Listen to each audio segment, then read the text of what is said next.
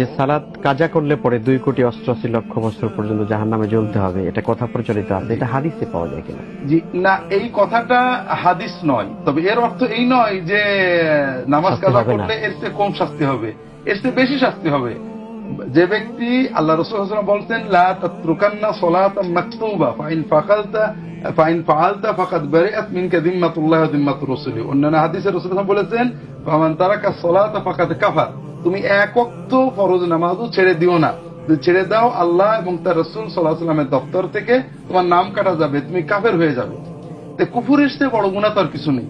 সালাত তরক করাকে হাদিসে কুফরি বলা হয়েছে। তবে এই যে 1 হুকবা বা 1,88,00,000 বছর আগুনে পুড়তে হবে, এই কথাটা কোন সহিহ বা জয়ীফ হাদিসে পাওয়া যায় না। হাদিস সম্পূর্ণ সনদবিহীন জাল একটা কথা, যেটা সমাজে প্রচলিত হয়েছে স্বভাবতই। কোন কোন আলেম তাদের বইয়ে লিখেছেন, অন্যরা পড়েছেন, এভাবে প্রচলিত হয়েছে, কথাটা হাদিস নয়।